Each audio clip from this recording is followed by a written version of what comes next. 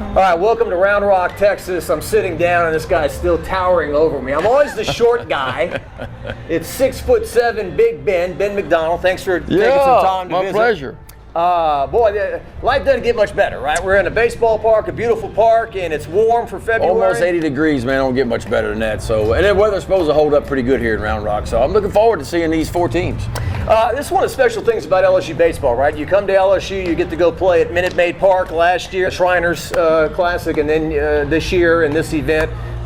Cool stuff. It really is. I mean, I remember when we went to Omaha for the first time, and the Omaha Royals were playing, and they were playing AAA. It just makes you feel like you're not that far away from pro ball. That's what it felt like for me and for these kids to step on a AAA ballpark. And as you say, if you're lucky enough to play in a big league ballpark, things have certainly changed, but the game has changed too. Like the college game continues to grow, it gets more popular. Feels like the better players are starting to make their way towards college, as opposed, it felt like 10 or 15 years ago, a lot of the better players were making their way to pro ball. So maybe the NIL has something to do with that. Especially you've seen a lot of two-year kids too show up. They're only going to spend 2 years in college and they can graduate and go into pro ball. So, you know, it's as highest levels it's going to get. LSU's an exciting team, obviously ranked preseason #1 and didn't disappoint last weekend. I saw you talking to Tommy White today, Tommy Tanks, who took some BP today. It seemed like each round of BP he took, he got better. Yeah. And knocking the rust off and fielding at third base. We didn't see him throw, but he was fielding. So you kind of talking to them, two baseball guys chatting there?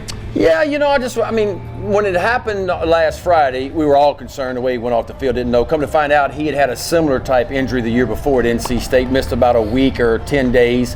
You know, when it's your throwing shoulder, you hope the bat will play before the arm will. And we didn't see him throw today, so that tells me he's probably going to DH this week. Maybe let that shoulder kind of heal up a little bit more. It's got to be sore when it pops in and out like it did. So, but just to get his bat in that lineup, obviously 27 homers last year at NC State.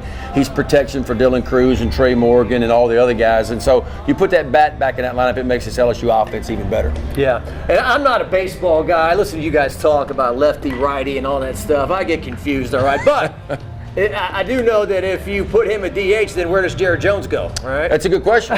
And look, and that's what we talked about this team. This is a team probably one of the most talented LSU teams I've seen in many, many years. And, you know, Jay Johnson has options now where it felt like the last 2 or 3 years there wasn't a whole lot of options, maybe on the pitching staff, wasn't a ton of options coming off the bench. But Jay's almost in a situation now where he can almost match up depending on if there's a lefty pitching or righty. They bring a reliever in the 5th inning. He can almost take a couple of guys out, put some guys in that can face those kind of hitters. And so it's a lot of options. That's a good question because you don't want to take Jared Jones out of the lineup. So I don't know how creative Jay can get this weekend. I don't know if it's going to be a situation where maybe Jared Jones plays a position somewhere. We'll have to wait and see because it feels like the lineup's been almost different. Every game we've seen this year, the lineup order has been a little bit different in the way who's starting. Dugas obviously coming on. That's how crazy the game is, right? Gavin Dugas doesn't even start on Friday night. The only reason he got to play is because Tommy got hurt. DePote had to go play third. Gavin gets in the game. He gets a single the first night, and now you can't get him out of the lineup. So I always say when somebody goes down, there's always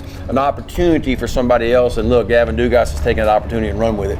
And Ben, I've also heard, why are some of you people obsessed with moving Trey Morgan from first base to the outfield? Why do you keep talking about that? And especially when you see the way he feels to first base.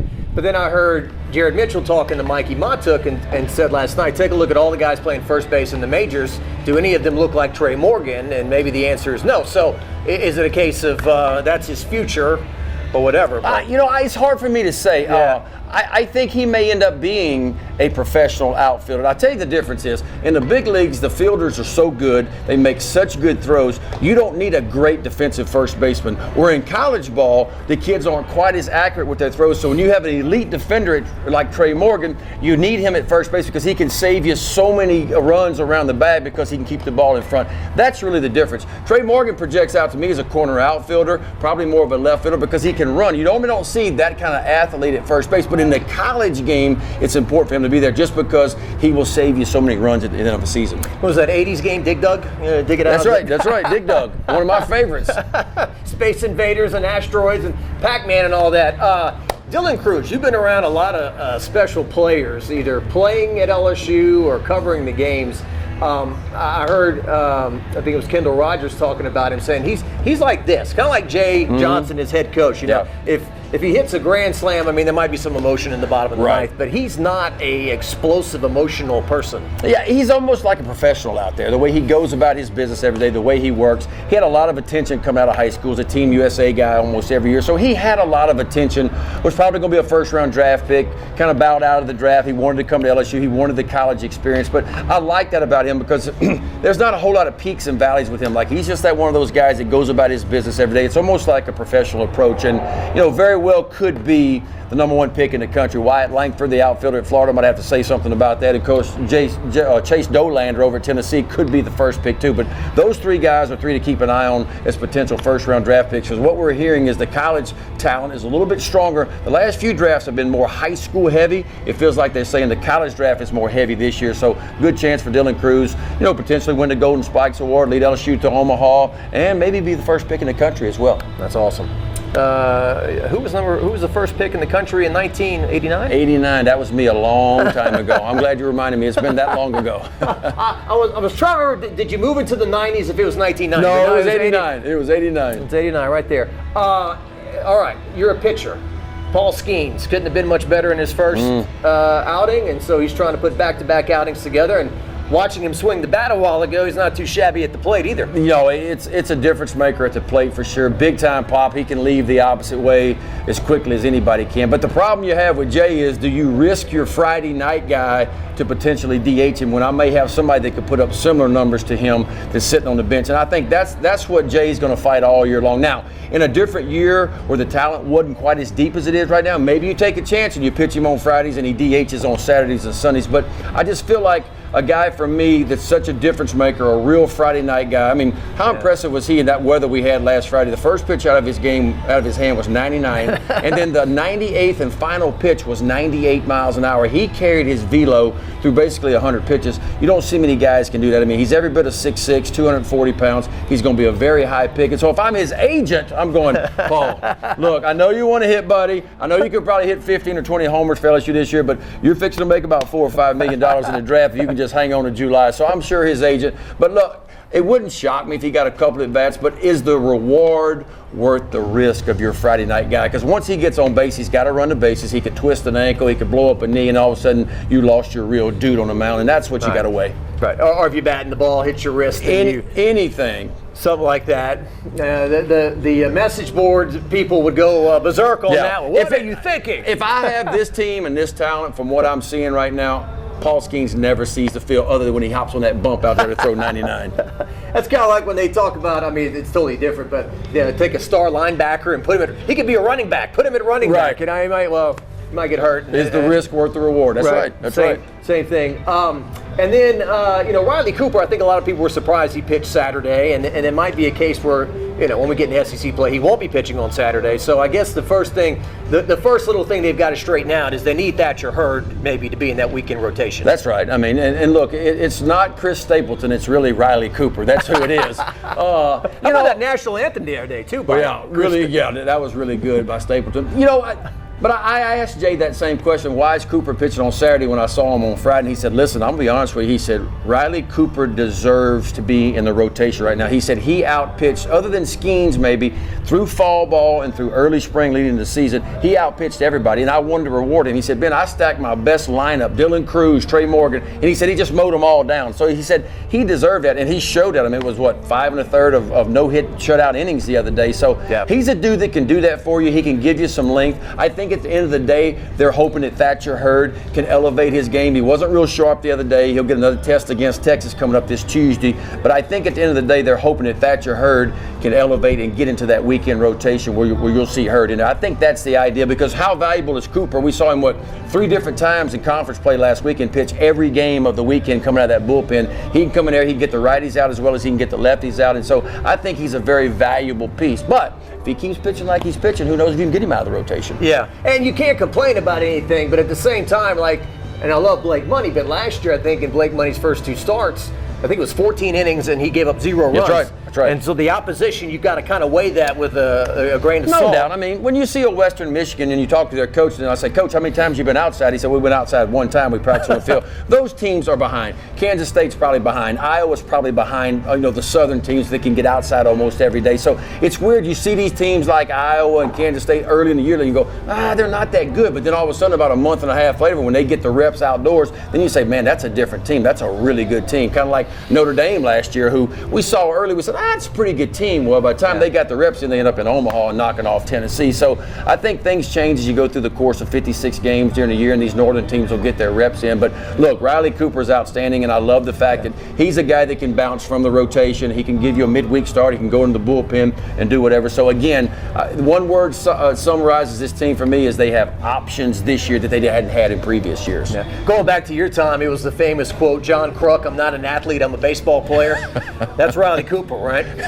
Yeah, you know what? He doesn't look like an athlete, but I'll tell you this about Coop is he's very competitive. You can see it when he gets on the mound. He's a perfectionist. Yeah. And the way he pitches and uses his stuff, he's just kind of advanced. Like, he's from an old school of not, I'm going to blow you away, that I know how to pitch. I can change speeds. I can throw my change up just about any count. I can throw a fastball in and out. I can elevate. I can spin the breaking ball. So he's a real pitcher. It doesn't light the radar gun up. It doesn't scream first round pick or anything, but what it does, he stacks outs on the scoreboard. And as a coach, I want to see those zeros go up on the scoreboard, and that's what Riley Cooper gives you. Yeah, I'm goofing around. He's great. I love the Soundgarden T-shirt too the other day. The music from 30 years ago when we were in high school and stuff.